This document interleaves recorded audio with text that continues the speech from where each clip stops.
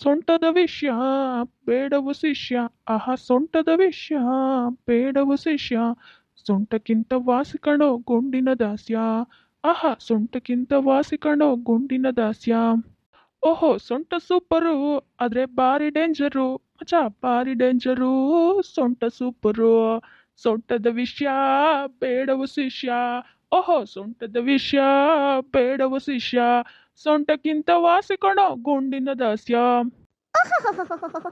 ರೀ, ಕೇಳಿಸ್ಕೊಂಡ್ರಾ? ನಿಮ್ ಮಗ ಎಷ್ಟು ಚೆನ್ನಾಗಿ ಹೇಳ್ತಿದ್ದಾನೆ ನೋಡಿ ಹಾಡ್ನ. ಪ್ರಾಕ್ಟೀಸ್ ಮಾಡ್ತಾ ಇದ್ದಾನೆ. ನಾಳೆ ಬೆಳಗಾದ್ರೆ ಸರಿಗಮಪಾಗ್ ಹೋಗ್ಬೇಕು, ಅಲ್ಲಿ ವಿನ್ ಆಗ್ಬೇಕು. ಇಷ್ಟೆಲ್ಲ ಪ್ರಾಕ್ಟೀಸ್ ಮಾಡ್ಲಿಲ್ಲ ಅಂದ್ರೆ ಆಗತ್ತಾ ಹೇಳಿ? ಮೊದ್ಲೇ ಗಾನಕ್ ಹೋಗಿಲೆ, ಸ್ವಲ್ಪನೇ ತಾಳ ಮಿಸ್ ಆದ್ರೆ, ಎಲ್ಲಾದ್ರೂ ರಾಗ ಮಿಸ್ ಆದ್ರೆ ಅವರೆಲ್ಲರೂ ಇವನು ನೋಡಿ ಆಡ್ಕೊಂಡ್ ಬಿಡಲ್ವಾ? ಹಾಗಾಗಿ ಎಷ್ಟು ಚೆನ್ನಾಗಿ ಪ್ರಾಕ್ಟೀಸ್ ಮಾಡ್ತಿದ್ದಾನೆ ನೋಡಿ. ಅಯ್ಯೋ ಏನಮ್ಮ ನೀನು ಒಂದ್ ಕಡೆ ಕುತ್ಕೊಂಡು ಹಾಡು ಹೇಳೋದಕ್ಕೂ ಬಿಡಲ್ಲಲ್ಲ. ಅಲ್ಲ ಈ ಮನೇಲಿ ನನ್ ಪಾಡಿಗೆ ನಾನು ಇರೋದು ನಿಂಗೆ ಇಷ್ಟ ಇಲ್ವಾ? ಆಹಾಹಾ, ಸಾಕ್ ಬಾಯ್ ಮುಚ್ಚೋ. ನಿನ್ ಓದೆಲ್ಲ ಮುಗ್ದು ಕಾಲೇಜ್ ಮುಗ್ದು 6 ತಿಂಗಳು ಕಳೀತಾ ಬಂತು. ಆದ್ರೂನು ಇಲ್ಲಿವರೆಗೂ ಒಂದಾದ್ರೂ ಕೆಲಸ ಹುಡ್ಕೊಂಡಿದ್ಯೇನೋ? ಒಂದ್ ಪೈಸಾ ದುಡ್ದಿದ್ಯೇನೋ ನೀನು? ನಿನ್ನಪ್ಪ ಸುಮ್ನೆ ನನ್ ಮಗ ಓದ್ಲಿ ಓದ್ಲಿ ಅಂತ ಲಕ್ಷಾನ್ಗಟ್ಲೆ ಖರ್ಚು ಮಾಡಿ ನಿನ್ನ ಕಾಲೇಜಿಗೆ ಕಳ್ಸಿದ್ದು. ಅದೇ ದುಡ್ಡಿದ್ರೆ ನಾವು ಸ್ವಲ್ಪ ನೆಮ್ಮದಿಯಾಗಿರ್ಬೋದಿತ್ತು, ನಮಗ್ ಬೇಕಾಗಿದ್ದನ್ ತಿನ್ಕೊಂಡು. ಏನೋ ಮಗ ದುಡ್ಡು ಮುಂದೆ ತಂದು ಹಾಕ್ತಾನಲ್ಲ, ಹಾಗಾಗಿ ಇವಾಗ ಅವ್ನ್ ಚೆನ್ನಾಗಿ ಓದ್ಲಿ ಅಂತ ಎಲ್ಲಾನು ಖರ್ಚು ಮಾಡಿದ್ರು. ನೀನ್ ನೋಡ್ರೆ ಆ ದುಡ್ಡನ್ನೆಲ್ಲ ಖರ್ಚು ಮಾಡಿದ್ ಒಂದೇ ಯೂಸ್ ಆಗಿದ್ದು. ಬಂದು ಸುಮ್ನೆ ಈ ಸೋಫಾ ಮೇಲೆ ಕಾಲ್ ನೇಡ್ಕೊಂಡು ಕೂರ್ತೀಯ. ದಿನದಲ್ಲಿ 24 ಗಂಟೆನೂ ನಿಂಗೆ ಇದೇ ಕೆಲಸ. ಇದ್ ಬಿಟ್ರೆ ಅವೊಂದಿಷ್ಟು ಪರೋಡಿಗಳಿದಾವಲ್ಲ ನಿನ್ ಫ್ರೆಂಡ್ಸು, ಅವ್ರ ಜೊತೆ ಸುತ್ತೋದಕ್ ಹೋಗ್ತೀಯ. ನೋಡಮ್ಮ ನೀನ್ ನನ್ ಬಗ್ಗೆ ಮಾತಾಡು, ಸಹಿಸ್ಕೋತೀನಿ. ಆದ್ರೆ ನನ್ ಫ್ರೆಂಡ್ಸ್ ಬಗ್ಗೆ ಎಲ್ಲ ಮಾತಾಡ್ಬೇಡ, ಪಾಪ ಅವರು. ಸಾಕ್ ಬಾಯ್ ಮುಚ್ಚೋ. ಮಾತಿಗೆ ಎದುರುತ್ರ ಕೊಟ್ರೆ ಮುಖದ ಮೇಲೆ ಹೊಡೆದ್ಬಿಡ್ತೀನಿ. ನೋಡು ರಾಜು, ನೀನ್ ಮನೆ ಹಿರಿ ಮಗ. ಹಾಗಿರುವಾಗ ಮನೆ ಎಲ್ಲಾ ಜವಾಬ್ದಾರಿನೂ ನೀನೇ ತಗೋಬೇಕು. ನಿನ್ನ ಅಪ್ಪಂಗೆ ವಯಸ್ಸಾಗಿದೆ. ಓದು ಮುಗಿದ್ಮೇಲೂ ಆರಾಮಾಗಿ ಮನೇಲೆ ಕೂತಿದ್ಯಲ್ಲ. ಹೊರಗಡೆ ಹೋಗಿ ಏನಾದ್ರೂ ಒಂದ್ ಕೆಲಸ ಹುಡ್ಕೊಂಡು ಕೆಲಸ ಮಾಡೋದಕ್ಕಾಗಲ್ಲ? ಮುಂದೆ ನಿನ್ ಮದ್ವೆ ಅಂತ ತಯಾರಿ ಮಾಡಿದ್ರೆ ಹೆಣ್ಣು ಯಾರು ಕೊಡ್ತಾರೆ? ಕೈಯಲ್ಲಿ ಒಂದ್ ಕೆಲಸ ಇಲ್ಲ ಅಂದ್ರೆ ಹೀಗೆ ಅಲ್ದಾಡ್ಕೊಂಡವ್ರಿಗೆಲ್ಲ ಹೆಣ್ ಕೊಡ್ತಾರೆ ಅನ್ಕೊಂಡಿದ್ಯೇನೋ ನೀನು? ಅಯ್ಯೋ ಅಮ್ಮ, ಇವಾಗ ನಾನು ಏನ್ ಸುಮ್ಮನೆ ಕೂತಿಲ್ಲ. ನನ್ನ ಫ್ರೆಂಡ್ಸ್ ಹತ್ರ ಎಲ್ಲ ಕೆಲಸ ಕೇಳಿದ್ದೀನಿ. ಅವ್ರು ಹೇಳದ್ ಕೂಡ್ಲೇನೆ ನಾನು ಹೋಗ್ತೀನಿ. ನೀನ್ ಯಾಕೆ ಚಿಂತೆ ಮಾಡ್ತಿದ್ಯಾ? ಆಹಾಹಾ, ಸಾಕ್ ಬಾಯ್ ಮುಚ್ಚೋ. ನಾನೇನ್ ಕಂಡಿಲ್ಲ ಅನ್ಕೊಂಡಿದ್ಯೇನೋ ನೀನ್ ಏನ್ ಮಾಡ್ತೀಯ ಅಂತ? ಬೆಳಗ್ಗೆ 10 ಗಂಟೆಗೆ ಹೇಳ್ತೀಯ, 10 ಗಂಟೆಗೆ ಎದ್ದೋನು. ನಾನ್ ಮಾಡಿಟ್ಟಿರೋ ತಿಂಡಿನ ತಿನ್ಕೊಂಡು ಕನ್ನಡಿ ಮುಂದೆ ಒಂದ್ ಅರ್ಧ ಗಂಟೆ ನಿಂತ್ಕೊಂಡು ಆ ಸೆಂಟು ಪಂಟು ಎಲ್ಲ ಹೊಡ್ಕೊಂಡು ಸೀದಾ ಹೊರಡ್ತೀಯ. ಹೊರಟ್ಮೇಲೆ ಆ ಪರೋಡಿ ಫ್ರೆಂಡ್ಸ್ ಇದಾರಲ್ಲ, ಅವ್ರ ಜೊತೆ ಹೋಗಿ ಬೀದಿಲಿರೋ ಕಟ್ಟೆ ಮೇಲೆ ಕುತ್ಕೊಂಡು ಟೈಮ್ ಸ್ಪೆಂಡ್ ಮಾಡ್ತೀಯ. ಮಧ್ಯಾಹ್ನವರೆಗೂ ಅಲ್ಲೇ ಕುತ್ಕೊಂಡು ಇರೋ ಬರೋ ಹುಡುಗಿರ್ಗೆ ಬರೋ ಹೋಗೋ ಹುಡುಗಿರ್ಗೆಲ್ಲ ಸೈಟ್ ಹೊಡೀತಾ ಅವ್ರನ್ನ ರೇಗಿಸ್ತಾ ಕೂರ್ತೀರಾ. ನನಗೇನ್ ಗೊತ್ತಿಲ್ಲ ಅನ್ಕೊಂಡಿದ್ಯಾ? ಇನ್ನು ಮಧ್ಯಾಹ್ನದ ಊಟನೋ ಯಾರ್ದೋ ದುಡ್ಡು ಎಲ್ಲಮ್ಮನ್ ಜಾತ್ರೆ ಅನ್ನೋ ಹಾಗೆ ಬೀದಿನಲ್ಲೇ ಯಾವ್ದೋ ಒಂದ್ ಅಂಗಡಿಗೆ ಹೋಗಿ ಹೊಟ್ಟೆ ತುಂಬಾ ತಿಂತೀರಾ. ಮತ್ತೆ ಯಥಾ ಪ್ರಕಾರ ಬೀದಿ ಎಲ್ಲ ಸುತ್ತಿ ಅದೇ ಕೆಲಸ ಮಾಡಿ ಆಮೇಲೆ ಸಂಜೆ ಎಷ್ಟೊತ್ತಿಗೋ ನಿಮ್ದೇನೇನಿದೆಯೋ ಎಲ್ಲ ಮುಗಿಸ್ಕೊಂಡು ಮನೆಗ್ ಬರ್ತೀರಾ. ಮನೆಗ್ ಬಂದು ನಾವೇನ್ ಮಾಡಿಟ್ಟಿರ್ತೀವೋ ಅದನ್ನ ತಿಂದು ಮತ್ತೆ ಹೋಗಿ ಕೋಣೆ ಸೇರ್ತೀರಾ. ಕೋಣೆ ಸೇರ್ದವ್ರೇನ್ ನಿದ್ದೆ ಮಾಡ್ತೀರಾ? 12 ಗಂಟೆ 1 ಗಂಟೆವರೆಗೂ ಮೊಬೈಲ್ ಯೂಸ್ ಮಾಡ್ತೀರಾ. ಆ ಮೊಬೈಲ್ ಅಲ್ಲಿ ಏನಿದೆಯೋ ಏನೋ ನನಗಂತೂ ಗೊತ್ತಿಲ್ಲ.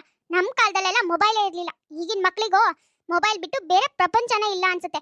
ಬೆಳಗ್ಗೆ ಅಷ್ಟೊತ್ತಿಗೆ ನಿದ್ದೆ ಮಾಡ್ತೀರಾ. ಇನ್ ಬೆಳಗಿನ ಜಾವದ ನಿದ್ದೆ ಮಾಡಿದ್ರೆ 10 ಗಂಟೆಗೆ ಹೇಳ್ದೆ ಮತ್ತೇನ್ ಮಾಡ್ತೀರಾ? ಯಥಾ ಪ್ರಕಾರ ಮಾರನೇ ದಿನನೂ ಇದನ್ನೇ ಮಾಡ್ತೀಯ. ನನ್ಗೇನ್ ಗೊತ್ತಿಲ್ವಾ ನಿನ್ ಹಣೆ ಬರ? ನೋಡು ರಾಜು, ಆದಷ್ಟು ಬೇಗ ಕೆಲ್ಸ ಹುಡ್ಕೊಂಡ್ರೆ ಸರಿ. ಇಲ್ಲ ಅಂದ್ರೆ ನಾನ್ ಒಂದ್ ಹೊತ್ತಿನ ಕೂಳ್ ಕೂಡ ನಿಂಗ್ ಹಾಕಲ್ಲ. ಆಮೇಲೆ ಆ ಪರೋಡಿ ಫ್ರೆಂಡ್ಸ್ ಜೊತೆ ಬೀದಿನಲ್ಲೇ ಇರ್ಬೇಕಾಗತ್ ನೀನು. ಅಯ್ಯೋ ಅಮ್ಮ, ನಾನು ಹುಡುಕ್ತಾ ಇದ್ದೀನಿ. ಒಂದ್ ಸ್ವಲ್ಪ ಟೈಮ್ ಬೇಕು. ಅವರಿಗೂ ಏನ್ ಸಿಗತ್ತಾ ಬೇಗ? ಹೇಳ್ತೀನಿ ಅಂದಿದ್ದಾರೆ ಫ್ರೆಂಡ್ಸ್ ಎಲ್ರು. ಕುಸುಮ, ಯಾಕೆ ಅವನ ಮೇಲೆ ರೇಗ್ತೀಯ ದಿನಾಲು? ಅವ್ನು ಹೇಳ್ತಿದ್ದಾನಲ್ವಾ ಅವನ ಫ್ರೆಂಡ್ಸ್ ಹತ್ರ ಕೇಳಿದ್ದೀನಿ ಅಂತ. ಇರು, ಸ್ವಲ್ಪ ಟೈಮ್ ಹೋಗ್ಲಿ, ಆಮೇಲೆ ಅವರು ಹೇಳ್ತಾರೆ. ಈಗ ಸಡನ್ ಆಗಿ ಕೇಳಿದ ಕೂಡ್ಲೇನೆ ಸಿಕ್ಬಿಡತ್ತಾ ಹೇಳೋ? ಒಂದ್ ಸ್ವಲ್ಪ ದಿನ ಹೋಗ್ಲಿ. ಇನ್ನೂ ಎಕ್ಸಾಮ್ ಎಲ್ಲ ಮುಗ್ದು ಕಾಲೇಜ್ ಮುಗ್ದು 6 ತಿಂಗಳು ಅಷ್ಟೇ ಆಗಿರೋದಲ್ವಾ? ಇನ್ನೊಂದ್ ಸ್ವಲ್ಪ ದಿನ ಇದ್ದು ಆಮೇಲೆ ಅವನಿಗೆ ಅನ್ಸುತ್ತೆ ನಾನು ಕೆಲಸ ಮಾಡ್ಬೇಕು, ದುಡಿಬೇಕು, ಕೈಯಲ್ಲಿ ದುಡ್ಡಿರ್ಬೇಕು ಅಂತ. ಅಯ್ಯೋ ರೀ, ನಿಮಗ್ ಗೊತ್ತಾಗಲ್ಲ, ನೀವು ಸುಮ್ನೆ ಇರಿ. ರಾಜು ಇಲ್ಲೇ ಇದ್ರೆ ನಮ್ಮೂರ್ ಹುಡುಗರು ಅವ್ನ್ ತಲೆನ ಕೆಡ್ಸ್ಬಿಡ್ತಾರಷ್ಟೇ. ನಮ್ಮೂರ್ ಹುಡುಗರು ಏನು ಅಂತ ನಿಮ್ಗೆ ಗೊತ್ತು ತಾನೆ? ಯಾವ ನೋಡಿದ್ರು ಬೀದಿ ಸುತ್ತೋವೇ ಇದಾವೆ. ಹೀಗಿರುವಾಗ ಅವ್ರ ಜೊತೆ ಸೇರ್ಸಿದ್ರೆ ಅವ್ನ್ ಇನ್ನೂ ಹಾಳಾಗ್ತಾನೆ. ಬೇಡ ಬೇಡ, ಅದೆಲ್ಲ ಬೇಡವೇ ಬೇಡ. ನೋಡು ರಾಜು, ನಾನಂತೂ ಡಿಸೈಡ್ ಮಾಡ್ಬಿಟ್ಟಿದೀನಿ. ಇಲ್ಲಿ ನೀನ್ ಆ ಫ್ರೆಂಡ್ಸ್ ಜೊತೆ ಸೇರ್ಕೊಂಡು ಬೀದಿ ಸುತ್ತಿ ಹಾಳಾಗೋದ್ ಬೇಡವೇ ಬೇಡ. ನಾನು ಗೀತನ್ ಮಗ ಬ್ಯಾಂಗ್ಳೂರಲ್ಲೇ ಇದ್ದಾನಂತೆ. ಅವನು ಕೆಲಸ ಹುಡ್ಕೋದಕ್ಕೆ ಹೋಗಿದ್ದಾನಂತೆ, ರೂಮ್ ಮಾಡ್ಕೊಂಡಿದ್ದಾನಂತೆ. ನೀನು ಅವನ ಜೊತೆನೆ ಇದ್ದು ಕೆಲಸ ಹುಡುಕಿ ಕೆಲ್ಸಕ್ಕೆ ಹೋಗು. ಇಲ್ಲಿರೋದ್ ಮಾತ್ರ ಬೇಡವೇ ಬೇಡ. ನಾಳೆ ಮೊದ್ಲು ಟ್ರೈನ್ ಹತ್ತಿ ಬ್ಯಾಂಗ್ಳೂರಿಗೆ ಹೋಗು ನೀನು. ಕಾಲೇಜ್ ಎಲ್ಲ ಮುಗ್ದು 6 ತಿಂಗಳು ಕಳೆದ್ರೂ ಕೂಡ ರಾಜು ಮಾತ್ರ ಯಾವುದೇ ಕೆಲಸ ಹುಡುಕ್ದೇನೆ ಮನೇಲೆ ಆರಾಮಾಗಿರ್ತಾನೆ. ಇದನ್ನೆಲ್ಲ ನೋಡಿದ ಕುಸುಮ ಮಗ ಊರಲ್ಲೇ ಇದ್ದು ಎಲ್ಲರ ಜೊತೆ ಸೇರಿ ಹಾಳಾಗ್ತಾನೆ, ಅದ್ರ ಬದಲಿಗೆ ಯಾವುದೋ ಒಂದು ಕೆಲಸನ ಮಾಡಿ ಸ್ವಲ್ಪ ಜವಾಬ್ದಾರಿ ಬರಲಿ ಅಂತ ಮಗನ ಕೆಲ್ಸಕ್ಕೆ ಹೋಗೋದಕ್ಕೆ ಹೇಳ್ತಾಳೆ. ರಾಜು ಕೂಡ ಅನಿವಾರ್ಯವಾಗಿ ಬ್ಯಾಂಗ್ಳೂರಿಗೆ ಹೊರಡ್ತಾನೆ. ಹೇ ಹಾಯ್ ರಾಜು, ನೀನು ಬರ್ತೀಯಾ ಅಂತ ಅಮ್ಮನೂ ಫೋನ್ ಮಾಡಿ ಹೇಳಿದ್ದು. ಆರಾಮಾಗಿ ಬಂದೆ ತಾನೆ? ನೋಡು, ಇದೇ ನಮ್ಮ ರೂಮ್ ಕಣೋ. ಹೆಂಗೂ ನಿನಗೆ ಗೊತ್ತಿರೋದೆ ತಾನೆ ಬ್ಯಾಚುಲರ್ ರೂಮ್ ಅಂದರೆ ಎಷ್ಟು ಚಿಕ್ಕದಾಗಿರುತ್ತೆ ಅಂತ.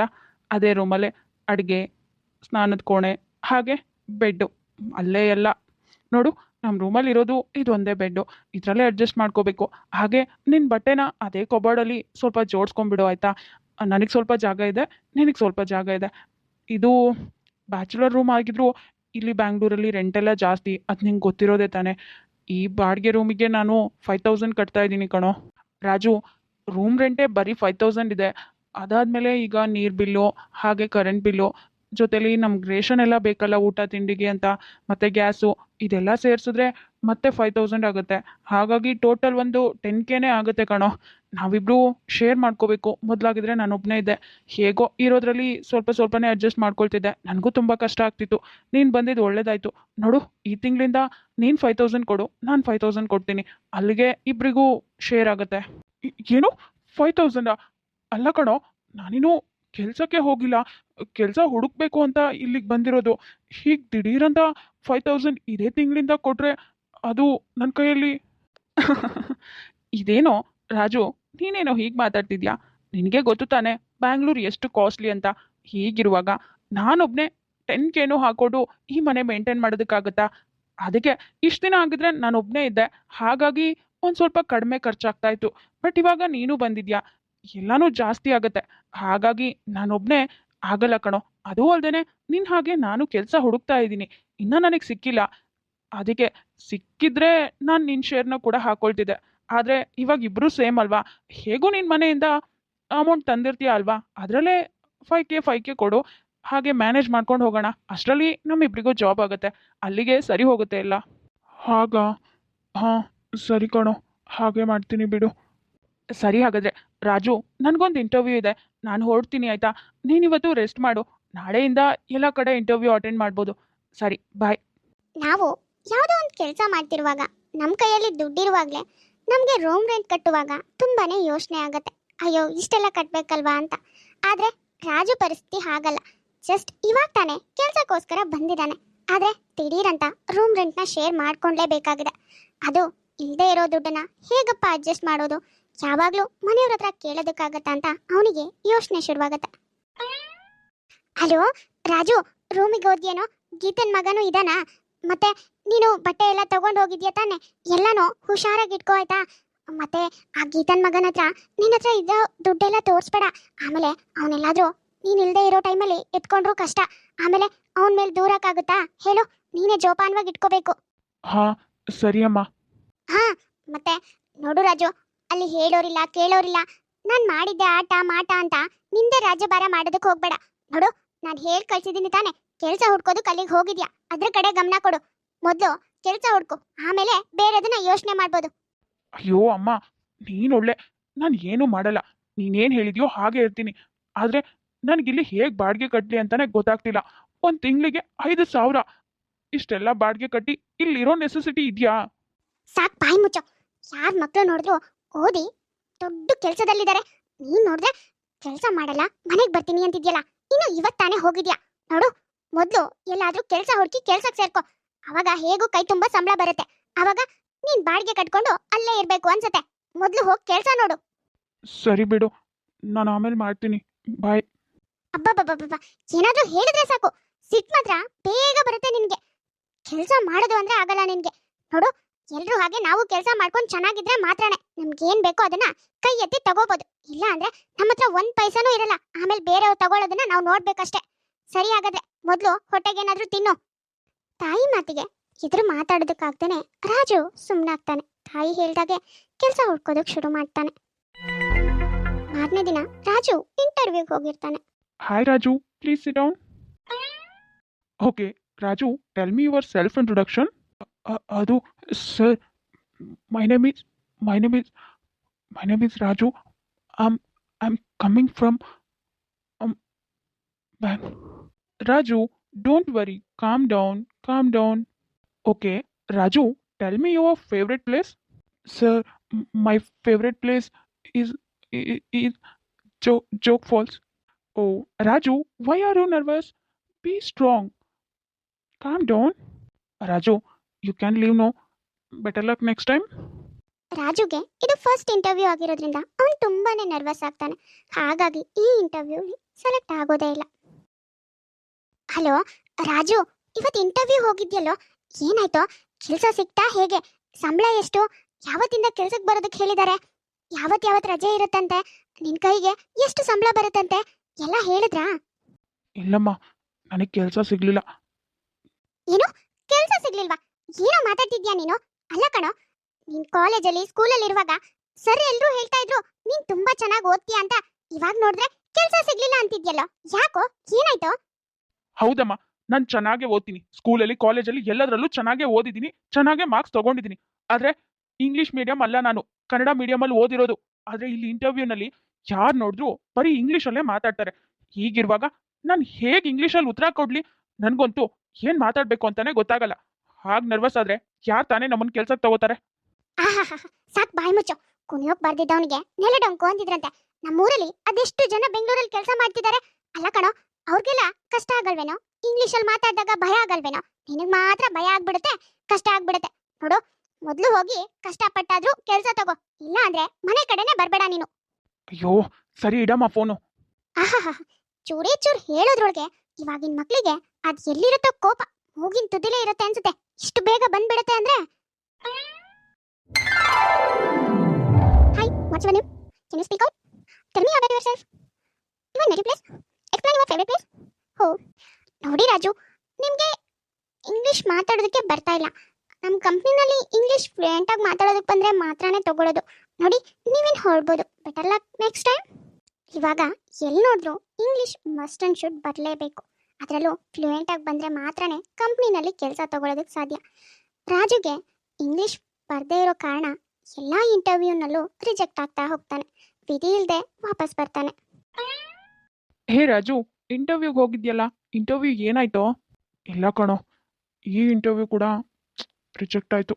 ನನಗೆ ಇಂಗ್ಲೀಷ್ ಕರೆಕ್ಟಾಗಿ ಮಾತಾಡೋಕೆ ಬರದೇ ಇರೋದ್ರಿಂದ ಎಲ್ಲೇ ಹೋದರೂ ಕೆಲಸನೇ ಸಿಗ್ತಾ ಇಲ್ಲ ಕಣೋ. ಏನು ಮಾಡಲಿ ಅಂತಾನೆ ಗೊತ್ತಾಗ್ತಿಲ್ಲ. ಇವಾಗ ಅಮ್ಮಂಗೆ ಹೇಳಿದ್ರೆ ಮತ್ತೆ ಅಮ್ಮ ನಂಗೆ ಬೈತಾಳೆ. ಏನೋ ವಾಪಸ್ ಹೋಗ್ಬಿಡೋಣ ಅನ್ನಿಸ್ತಿದೆ ಕಣೋ. ಹೇ ರಾಜು, ಇದೇನೋ ಇದು? ಇಷ್ಟಕ್ಕೆ ಹೀಗಂದ್ರೆ ಹೇಗೆ? ನೋಡು, ಇನ್ನೂ ಟೈಮ್ ಇದೆ ಕಣೋ, ನಿಧಾನವಾಗಿ ಸಿಗತ್ತೆ. ಸ್ವಲ್ಪ ನೀನು ಟ್ರೈ ಮಾಡಬೇಕಷ್ಟೆ. ನೋಡು, ನೀನು ನಂಬಿಕೆ ಕಳ್ಕೋಬೇಡ. ಸರಿ ಬಿಡು, ನೀನು ಇಂಟರ್ವ್ಯೂಗೆ ಹೋಗಿದ್ಯಲ್ಲ, ಏನಾಯ್ತು? ಸೆಲೆಕ್ಟ್ ಆಯಿತು ಕಣೋ. ನೆಕ್ಸ್ಟ್ ಮಂತ್ 12ಇಂದನೇ ಜಾಯ್ನಿಂಗ್ ಇದೆ. ಹಾಗಾಗಿ ನಾನು ಸ್ವಲ್ಪ ದಿನದ ಮಟ್ಟಿಗೆ ಊರಿಗೆ ಹೋಗಿ ಬರ್ತೀನಿ, ಆಯಿತಾ? ನೀನು ರೂಮ್ ಕಡೆ ಹುಷಾರು. ಛೇ, ನನ್ನ ಅದೃಷ್ಟನೇ ಸರಿ ಇಲ್ಲ ಅನಿಸುತ್ತೆ. ಎಲ್ರಿಗೂ ಕೆಲಸ ಆಗ್ತಿದೆ, ಆದರೆ ನಾನು ಇಷ್ಟೆಲ್ಲ ಎಫರ್ಟ್ ಹಾಕಿದ್ರು ನನಗೆ ಮಾತ್ರ ಕೆಲಸನೇ ಆಗ್ತಿಲ್ಲ. ಏನು ಹೇಳಿ? ಅಮ್ಮ ಬೇರೆ ಫೋನ್ ಮಾಡ್ತಿದ್ದಾಳೆ. ಹಲೋ, ಹಾಂ ಅಮ್ಮ, ಹೇಳು. ಅಲ್ವೋ, ಬೆಂಗಳೂರಿಗೆ ಹೋಗಿ ಎಷ್ಟು ದಿನ ಆಯ್ತೋ? ಕೈನಲ್ಲಿರೋ ಬರೋ ದುಡ್ಡೆಲ್ಲ ಖಾಲಿಯಾಗಿ ನಾನು ನೀನ್ ಕೇಳ್ದಾಗೆಲ್ಲ ಕೊಟ್ಟು ಕೊಟ್ಟು ನನ್ನ ದುಡ್ಡು ಖಾಲಿ ಆಯ್ತು. ನೀನ್ ನೋಡಿದ್ರೆ ಇನ್ನು ಒಂದು ಕೆಲಸನೂ ತಗೊಂಡಿಲ್ಲ ಅಲ್ಲ. ಅಲ್ಲ, ಇವಾಗ ಇಂಟರ್ವ್ಯೂಗೆ ಹೋಗಿದ್ಯಲ್ಲ, ಏನಾಯ್ತೋ? ಇದಾದ್ರೂ ಪಾಸ್ ಆಯ್ತಾ? ಹೇಗೆ ಕೆಲಸ ಸಿಗ್ತಾ ಏನೋ? ಅದು ಇಲ್ಲಮ್ಮ, ಇದು ರಿಜೆಕ್ಟ್ ಆಯಿತು. ಅಯ್ಯೋ ಅಯ್ಯೋ, ಅದ್ ಏನ್ ಹಣೆ ಬರನೋ ಏನೋ ನಿಮ್ದು. ಎಲ್ಲಾ ಮಕ್ಳಿಗೂ ಕೆಲಸ ಸಿಗುತ್ತೆ, ಕೈ ತುಂಬಾ ಸಂಬಳ ತಗೋತಾರೆ. ಆದ್ರೆ ನಮ್ಮನೆ ಮಕ್ಳಿಗೊಂದು ಒಂದು ಕೆಲಸನೂ ಸಿಗಲ್ಲ. ಮತ್ತೆ ಏನ್ ಚೆನ್ನಾಗಿ ಓದಿದೀರಾ, ಓದು ವೇಸ್ಟು.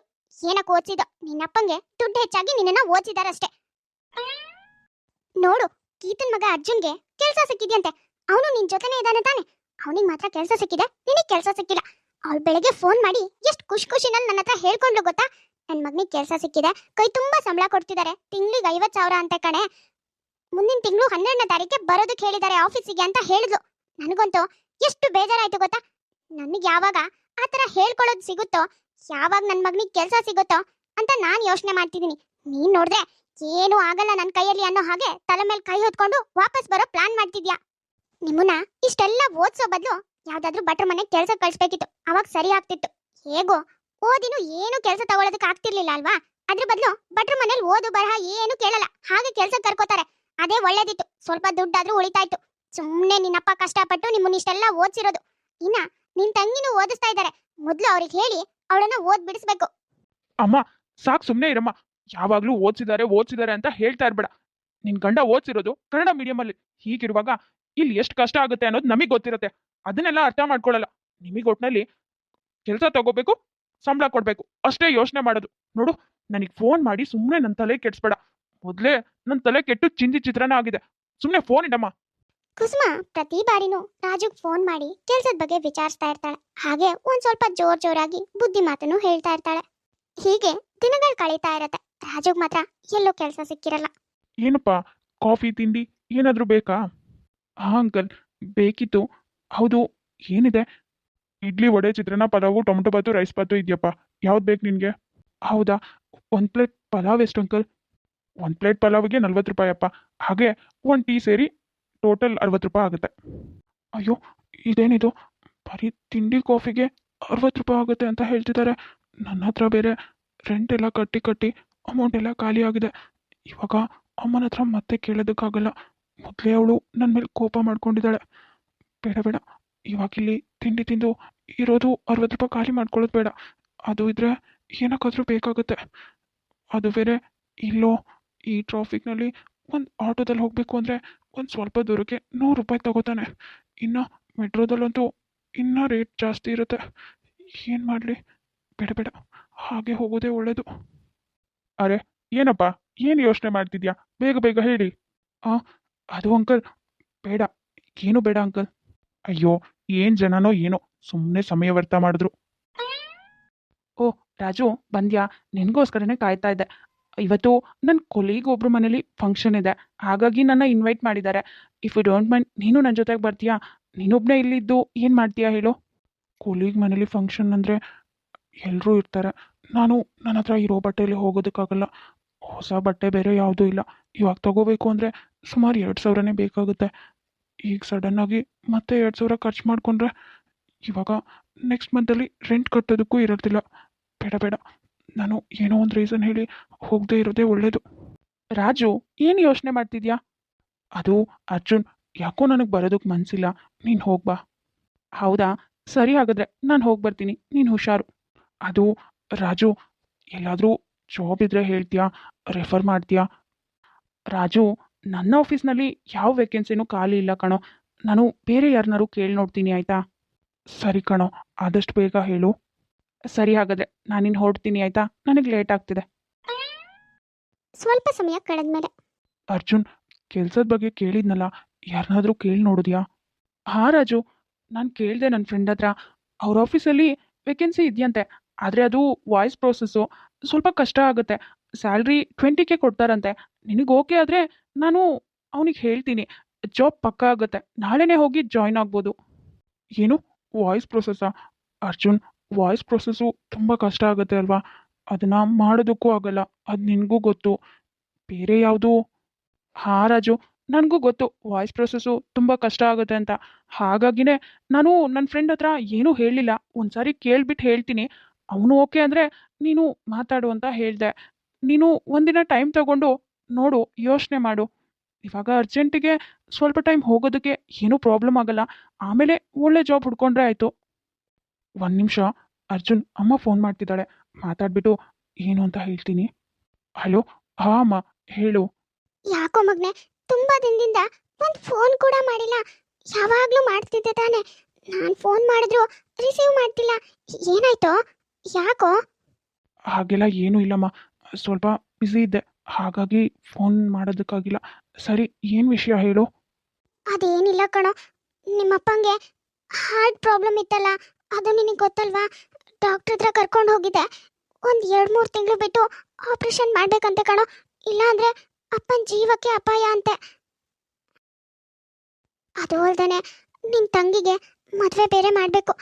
ನಿನ್ನಪ್ಪಂಗೆ ಆರೋಗ್ಯ ಸರಿ ಇರುವಾಗಲೇ ಮಾಡಬೇಕು ಕಣೋ. ಹೆಚ್ಚು ಕಡಿಮೆ ಏನಾದರೂ ಆಗ್ಬಿಟ್ರೆ ಆಮೇಲೆ ಅವಳನ್ನ ಮದುವೆ ಹೇಗೆ ಮಾಡೋದಕ್ಕಾಗುತ್ತೆ ಹೇಳು? ಹಾಗಾಗಿನೇ ಅದ್ರ ಬಗ್ಗೆನೂ ಯೋಚನೆ ಮಾಡ್ತಿದ್ದೀನಿ. ಒಳ್ಳೊಳ್ಳೆ ಸಂಬಂಧ ಬಂದಿದೆ ಕಣೋ, ಆದರೆ ಅವ್ರು ತುಂಬ ವರದಕ್ಷಿಣೆ ಕೇಳ್ತಿದ್ದಾರೆ. ಅದನ್ನೆಲ್ಲ ಹೇಗೆ ಕೊಡೋದು ಅಂತಾನೆ ಗೊತ್ತಾಗ್ತಿಲ್ಲ. ಏನು ಮಾಡಬೇಕು ಅಂತಾನೆ ಗೊತ್ತಾಗ್ತಿಲ್ಲ ಕಣೋ. ನಿನಗೆ ನೋಡಿದ್ರೆ ಇನ್ನೂ ಕೆಲಸ ಸಿಕ್ಕಿಲ್ಲ, ನಮ್ಮನೇಲಿ ಇಷ್ಟೆಲ್ಲ ಪ್ರಾಬ್ಲಮ್ಸ್ ಬೇರೆ. ನಿನ್ಗೆ ಯಾವಾಗ ಕೆಲಸ ಸಿಗುತ್ತೋ, ಇದೆಲ್ಲ ಯಾವಾಗ ಸರಿ ಹೋಗುತ್ತೋ ಅನ್ನಿಸ್ತಿದ್ಯೋ? ಅಯ್ಯೋ ಅಮ್ಮ, ನೀನೇನು ಯೋಚನೆ ಮಾಡಬೇಡ. ನನಗೆ ಆಲ್ರೆಡಿ ಕೆಲಸ ಸಿಕ್ಕಾಗಿದೆ. ನೀನು ನೆಮ್ಮದಿಯಾಗಿರು. ಆದಷ್ಟು ಬೇಗ ಅಪ್ಪನ ಆಪ್ರೇಷನ್ ಕೂಡ ಮಾಡೋಣ. ಹಾಗೆ ತಂಗಿ ಮದುವೆ ಕೂಡ ಮಾಡೋಣ. ನನಗೆ 20,000 ಸ್ಯಾಲ್ರಿ ಕೊಡ್ತಿದ್ದಾರೆ. ಹಾಗೆ ಹಾಗೆ ರೈಸ್ ಆಗುತ್ತೆ. ನೀನು ಯೋಚನೆ ಮಾಡಬೇಡ. ಏನು ನಿಜ ಹೇಳ್ತಿದ್ಯೇನೋ ಮಗ್ನೆ? ಅಯ್ಯೋ ದೇವ್ರೆ ಭಗವಂತ, ಅಂತೂ ಇಂತೂ ನನ್ನ ಮಗಗೆ ಒಳ್ಳೆ ಕೆಲಸ ಸಿಕ್ತಲ್ಲ, ಅಷ್ಟೇ ಸಂತೋಷ. ಇನ್ಮೇಲಾದ್ರೂ ನಾವು ನೆಮ್ಮದಿಯಾಗಿರ್ಬೋದು ಅನ್ಸುತ್ತೆ. ಹಾ ಅಮ್ಮ, ಇನ್ಮೇಲಿಂದ ನೆಮ್ಮದಿಯಾಗಿರ್ಬೋದು. ಹೇಗೂ ಎಲ್ಲ ಜವಾಬ್ದಾರಿ ನಾನೇ ತಗೊಂಡಿದ್ದೀನಲ್ವಾ. ನೀನು ಯೋಚನೆ ಮಾಡಬೇಡ. ಎಲ್ಲನೂ ನಿಭಾಯಿಸ್ಕೊಂಡು ಹೋಗ್ತೀನಿ. ಸರಿ, ಹಾಗಾದ್ರೆ ನನಗೆ ಸ್ವಲ್ಪ ಕೆಲಸ ಇದೆ. ನಾನು ಆಮೇಲೆ ಮಾಡ್ತೀನಿ. ಸರಿ ಮಗ್ನೆ, ನೀನ್ ಸ್ವಲ್ಪ ಹುಷಾರಾಗಿರೋ, ಆರೋಗ್ಯದ ಕಡೆ ಗಮನ ಕೊಡು ಆಯ್ತಾ? ನಾನು ಫೋನ್ ಇಡ್ತೀನಿ. ಅರೆ, ಇದೇನೋ ಇದು ಅರ್ಜುನ್. ನಮ್ಮ ಆಫೀಸ್ನಲ್ಲಿ ನಾನ್ ವಾಯ್ಸ್ ಪ್ರೋಸೆಸ್ ಇದೆ. ವೇಕೆನ್ಸಿ ಕೂಡ ತುಂಬ ಇದ್ದಾವೆ. ನೀನು ರೆಫರ್ ಮಾಡಿದ್ರೆ ಖಂಡಿತವಾಗ್ಲೂ ಮ್ಯಾನೇಜರ್ ಒಪ್ಕೊಂಡೇ ಒಪ್ಕೋತಾರೆ. ಹೀಗಿರುವಾಗ ನೀನು ನೋಡಿದ್ರೆ ನಿನ್ನ ಫ್ರೆಂಡಿಗೆ ವಾಯ್ಸ್ ಪ್ರೋಸೆಸ್ ಹೇಳ್ತಿದ್ಯಾ? ಅದು ಬೇರೆ ಎಲ್ಲೋ ತುಂಬ ಕಷ್ಟ ಇರುತ್ತೆ ಅನ್ನೋದು ನಿನಗೂ ತುಂಬ ಚೆನ್ನಾಗೇ ಗೊತ್ತು. ಸ್ಯಾಲ್ರಿ ಕೂಡ ಕಡಿಮೆ ಇದೆ. ನಮ್ಮ ಆಫೀಸಲ್ಲಾದರೆ ನಮಗೆ ಎಷ್ಟು ಕೊಡ್ತಾರೋ ಅಷ್ಟೇ ಕೊಡ್ತಾರೆ, 50K. ಹೀಗಿರುವಾಗ ನೀನೇನೋ? ಅಯ್ಯೋ ಮಚ್ಚ, ನಿನ್ಗದೆಲ್ಲ ಅರ್ಥ ಆಗಲ್ಲ. ಇಬ್ರು ಒಂದೇ ಊರವರು ಒಂದೇ ಕಡೆ ವರ್ಕ್ ಮಾಡಬಾರ್ದು ಕಣೋ. ಇವಾಗ ನೋಡು, ಅವನು ನಮ್ಮ ಆಫೀಸಲ್ಲೇ ಸೇರಿಸ್ಕೊಂಡ್ರೆ ನನಗಿರೋ ವ್ಯಾಲ್ಯೂ ಕಡಿಮೆ ಆಗಲ್ವಾ? ಇವಾಗ ಅವನು ಬೇರೆ ಕಡೆ ಆಫೀಸಲ್ಲಿದ್ದಾನೆ, ಅದರಲ್ಲೂ ಸ್ಯಾಲ್ರಿ ಕಡಿಮೆ. ನಾನು ನಮ್ಮ ಆಫೀಸಲ್ಲಿ 50K ತಗೋತಿದ್ದೀನಿ. ಆವಾಗ ಊರಿಗೆ ಹೋದಾಗ ನನಗೊಂದು ಲೆವೆಲ್ ಇರುತ್ತೆ. ಆದರೆ ಅವನನ್ನು ನಮ್ಮ ಆಫೀಸಿಗೆ ಕರ್ಕೊಂಡು ಬಂದು ಸೇರಿಸ್ಕೊಂಡ್ರೆ ಆಮೇಲೆ ನಮ್ಮ ಊರಲ್ಲೂ ನನಗೆ ಬೆಲೆ ಕಡಿಮೆ ಆಗುತ್ತೆ. ಇಬ್ಬರು ಸೇಮ್ ಅಲ್ವಾ? ಹಾಗಾಗಿ ಯಾರಿಗೆ ಗೊತ್ತು ಯಾರಿಗೆ ಜಾಸ್ತಿ ಪ್ರಿಯಾರಿಟಿ ಕೊಡ್ತಾರೆ ಅಂತ. ಹಾಗಾಗಿನೇ ಒಂದೇ ಆಫೀಸ್ಗೆ ಎಲ್ರನ್ನೂ ಸೇರಿಸ್ಕೊಬಾರ್ದು ಕಣೋ. ಅದಕ್ಕೆ ನಾನು ಅವನಿಗೆ ಆ ಆಫೀಸ್ ಹೇಳಿದ್ದು. ವಾಯ್ಸ್ ಪ್ರೊಸೆಸ್ ತುಂಬ ಕಷ್ಟ ಇರುತ್ತೆ ಅನ್ನೋದು ನನಗೆ ತುಂಬ ಚೆನ್ನಾಗೇ ಗೊತ್ತು ಕಣೋ. ಆದರೆ ಅವನಿಗದು ಇವಾಗ ಕೆಲಸ ತುಂಬ ಇಂಪಾರ್ಟೆಂಟ್. ಹಾಗಾಗಿ ಅವನು ಒಪ್ಕೊಂಡೇ ಒಪ್ಕೋತಾನೆ. ನಾನು ಮೊದಲೇ ಹೇಳಿದ್ದೀನಿ ನಮ್ಮ ಆಫೀಸಲ್ಲಿ ವೇಕೆನ್ಸಿ ಇಲ್ಲ ಅಂತ. ಅವ್ನು ನಂಬಿದ್ದಾನೆ. ಬಿಡು, ಅದ್ರ ಬಗ್ಗೆ ಯೋಚನೆ ಮಾಡಬೇಡ. ಓ ರಾಜು, ನೀನು ಯಾವಾಗ ಬಂದೆ? ಇವಾಗ ಬಂದೆ. ಅದು ಮಚ್ಚ, ನನಗೆ ನೀನು ಹೇಳಿದ ಕೆಲಸ ಓಕೆ ಕಣೋ. ಅವರಿಗೆ ಇನ್ಫಾರ್ಮ್ ಮಾಡು, ನಾನು ನಾಳೆಯಿಂದನೇ ಜಾಯ್ನ್ ಆಗ್ತೀನಿ, ಆಯಿತಾ? ಅಪ್ಪ, ಅವನೇನು ಕೇಳಿಸ್ಕೊಂಡಿಲ್ಲ ಅನ್ಸುತ್ತೆ. ಒಳ್ಳೇದಾಯ್ತು. ಇಲ್ಲ ಅಂದಿದ್ರೆ ಇವಾಗ ಸುಮ್ಮನೆ ಸೀನ್ ಕ್ರಿಯೇಟ್ ಆಗ್ತಿತ್ತು. ಓ ಶೋರ್ ಮಚ್ಚ, ನಾನು ಇವತ್ತೇ ಅವನಿಗೆ ಫೋನ್ ಮಾಡಿಬಿಟ್ಟು ಇನ್ಫಾರ್ಮ್ ಮಾಡ್ತೀನಿ. ನೀನು ನಾಳೆನೇ ಹೋಗಿ ಇಂಟರ್ವ್ಯೂ ಅಟೆಂಡ್ ಮಾಡು. ಇಂಟರ್ವ್ಯೂ ಅಟೆಂಡ್ ಮಾಡೋದೇ ಬೇಡ, ಪಕ್ಕಾ ಜಾಬ್ ಆಗುತ್ತೆ, ಆಯಿತಾ? ನಾನು ಹೇಳ್ತಿದ್ದೀನಿ ಅಲ್ವಾ, ನೀನಿನ ಮೇಲೆ ಆರಾಮಾಗಿ ಕೆಲ್ಸಕ್ಕೆ ಹೋಗ್ಬೋದು, ಆಯಿತಾ? ಹಾಂ, ಥ್ಯಾಂಕ್ಸ್ ಮಚ್ಚ, ಥ್ಯಾಂಕ್ ಯು ಸೋ ಮಚ್. ಇದಾದ್ಮೇಲೆ ರಾಜು ಮನೆಯವರಿಗೋಸ್ಕರ, ಮನೆ ಪರಿಸ್ಥಿತಿನ ನಿಭಾಯಿಸೋದಕ್ಕೋಸ್ಕರ ಅರ್ಜುನ್ ಹೇಳ್ತಿರೋ ಕೆಲಸ ತುಂಬಾ ಕಷ್ಟ ಇದೆ ಅಂತ ಗೊತ್ತಿದ್ರೂ ಕೂಡ ತಾನು ಅದೇ ಕೆಲ್ಸಕ್ಕೆ ಹೋಗ್ತಾನೆ. ತಾನು ಮಾಡೋ ಕೆಲಸದಲ್ಲಿ ಅದೆಷ್ಟೇ ಕಷ್ಟ ಇದ್ರೂ ಕೂಡ ರಾಜು ಮಾತ್ರ ಯಾವತ್ತೂ ಮನೆಯವ್ರ ಎದುರಿಗೆ ತೋರಿಸ್ಕೊಳ್ಳೋದೇ ಇಲ್ಲ. ಎಲ್ರಿದ್ರಿಗೂ ಖುಷಿಯಾಗಿರೋ ಹಾಗೆ ನಾಟಕ ಮಾಡ್ಕೊಂಡು ಬದುಕ್ತಾ ಇರ್ತಾನೆ. ಬ್ಯಾಂಗ್ಳೂರ್ ಜೀವನ ನಾವು ಅಂದ್ಕೊಂಡಿರೋ ಅಷ್ಟು ಈಸಿ ಏನಲ್ಲ. ದೂರದ ಬೆಟ್ಟ ನುಣ್ಣಗೆ ಅನ್ನೋ ಹಾಗೆ ನಾವು ದೂರದಿಂದ ನೋಡಿದಾಗ ಬ್ಯಾಂಗ್ಳೂರ್ ಚಂದಾನೆ ಕಾಣಿಸುತ್ತೆ. ಆದರೆ ಬ್ಯಾಂಗ್ಳೂರಿಗೆ ಬಂದಮೇಲೆ ಗೊತ್ತಾಗುತ್ತೆ ಎಷ್ಟು ಕಷ್ಟ ಆಗುತ್ತೆ, ಒಂದು ಹೊತ್ತಿನ ಊಟಕ್ಕೂ ಎಷ್ಟೆಲ್ಲ ಪರದಾಡಿರ್ತಾರೆ ಅಂತ. ಮಾನ್ಯಶ್ರೀ ಅನ್ನೋರು ಕಮೆಂಟ್ ಮಾಡಿದ್ರು ಅವ್ರ ಹಸ್ಬೆಂಡ್ಗೆ ಹಾಯ್ ಹೇಳಿ ಅಂತ. ಹಾಯ್ ಶ್ರೀಕಾಂತ್, ಹೇಗಿದ್ದೀರಾ? ನೋಡಿದ್ರಲ್ಲ ವೀಕ್ಷಕರೇ, ಇವತ್ತಿನ ಈ ವಿಡಿಯೋ ನಿಮ್ಗೆ ಇಷ್ಟ ಆಗಿದ್ರೆ ಪ್ಲೀಸ್ ನಮ್ಮ ಯೂಟ್ಯೂಬ್ ಚಾನಲ್ನ ಸಬ್ಸ್ಕ್ರೈಬ್ ಮಾಡ್ಕೊಳ್ಳಿ, ಲೈಕ್ ಮಾಡಿ, ಶೇರ್ ಮಾಡಿ, ಹಾಗೆ ಕಮೆಂಟ್ ಮಾಡಿ. ತುಂಬ ಜನ ಹಾಗೆ ವಿಡಿಯೋಸ್ ನೋಡ್ತಾ ಇದ್ದಾರೆ. ಯಾರ್ಯಾರು ಹಾಗೆ ವಿಡಿಯೋಸ್ ನೋಡ್ತಾ ಇದ್ರು ದಯವಿಟ್ಟು ಸಬ್ಸ್ಕ್ರೈಬ್ ಮಾಡ್ಕೊಳ್ಳಿ. ಹಾಗೆ ಪಕ್ಕದಲ್ಲೇ ಇರೋ ಬೆಲ್ ಐಕಾನ್ನ ಕ್ಲಿಕ್ ಮಾಡಿ ಆಲ್ ಅನ್ನೋದನ್ನ ಸೆಲೆಕ್ಟ್ ಮಾಡಿ. ನೆಕ್ಸ್ಟ್ ಯಾವುದೇ ವಿಡಿಯೋ ಹಾಕಿದ್ರು ನೋಟಿಫಿಕೇಶನ್ ಬರುತ್ತೆ. ನೋಟಿಫಿಕೇಶನ್ ಮೂಲಕ ನೀವು ವಿಡಿಯೋನ ನೋಡ್ಬೋದು. ಸರಿ, ಹಾಗಾದ್ರೆ ನಾವಿನ್ನ ಹೊರಡ್ತೀವಿ. ನೆಕ್ಸ್ಟ್ ವಿಡಿಯೋದಲ್ಲಿ ಮತ್ತೆ ಸಿಗ್ತೀವಿ.